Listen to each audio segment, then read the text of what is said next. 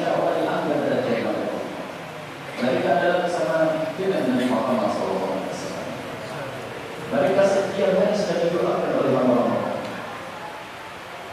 Kalau kita tidak berkumpul seperti ini, sudah didoakan oleh Nabi sejak.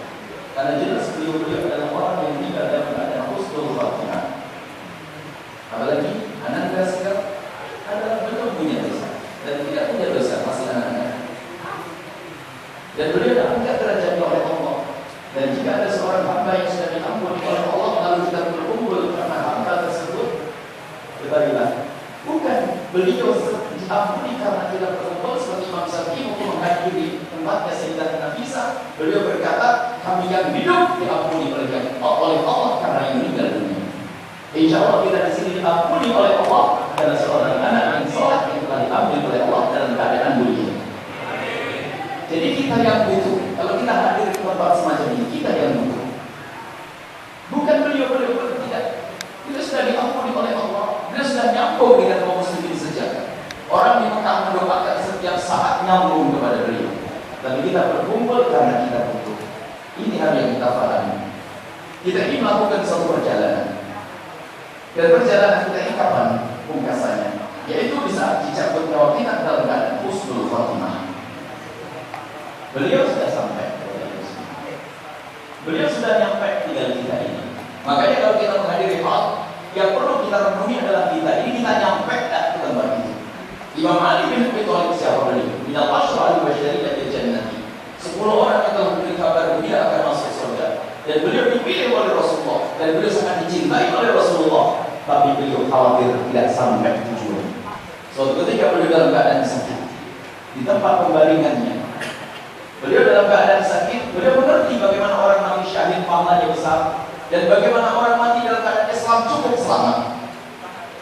Jadi kalau dibanding orang mati biasa husnul khatimah dengan orang mati syahid, bandingannya luar biasa jauh. Orang mati syahid sholat, kuliah dan kuliah, tapi orang mati dalam keadaan Islam sudah mulia. Cuma pangkat tinggi adalah mati syahid. Apa kata Imam Ali? Kalau aku suruh memilih antara aku mati di depan pintu kamarku dalam keadaan mati Islam, atau milih di depan pintu rumahku mati syahid. Jadi Imam Ali di kamar, ada pintu kamar, ada pintu rumah.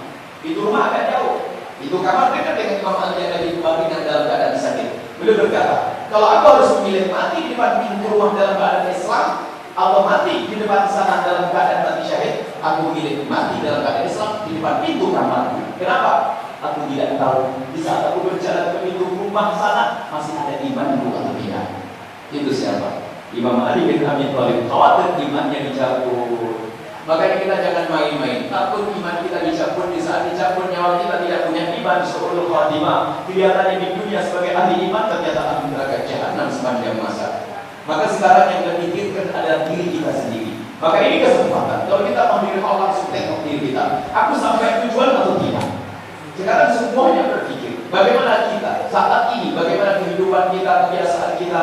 Kita ini sudah terlalu selama ini yang namanya dunia. Kita terpesona dengan dunia. Dunia boleh dicari, tapi tidak kita jadikan alat untuk menuju surga Allah. Urusan anak, bagaimana pendidikan anak kita? Urusan diri kita bagaimana? Ketahuilah semua kita bakal mati. Kata Imam Haddad rahimahullah ta'ala, orang itu perlu mendengarkan ceramah seperti ini. Orang perlu mendengarkan pengajian. Orang perlu mendengarkan tausiah. Akan tapi ada orang yang keras hatinya. Maka ketahuilah, jika ada orang diberi nasihat atau tidak sadar-sadar, diberi peringatan enggak ngerti-ngerti, maka ingat dan akan kematian. Maka kita malam ini sikap, ayo kita mengingat kematian sendiri. Kematian, dan orang cerdas adalah yang selalu mengingat kematian. Kematian diri yang bukan kematian tetangga, bukan kematian orang lain. Kalau kematian Anda sudah mulia, sangat mulia. Kematian para ulama-ulama, para awam mulia, sudah mulia. Sekarang kita mikir kematian kita sendiri. Pernah ditanyakan, Ibnasi Akyas, siapa orang yang paling cerdas? Dijawab orang paling cerdas adalah At-Tahurum lil-Mauti Dzikra, orang yang paling sering mengingat kematian. Semuanya lihatlah kematian kita sendiri. Kita bakal mati. Kalau kita sudah meninggal dunia, apa yang kita miliki bakal kita tinggalkan. Mobil mewah, rumah mewah, bahkan nama mungkin. Kalau nama baik tidak ada sambung kepada Allah, hanya nama di dunia. Apakah gelar itu namanya? Pejabat atau alim ulama sekalipun, kalau ternyata tidak sambung dengan Allah dan Rasul,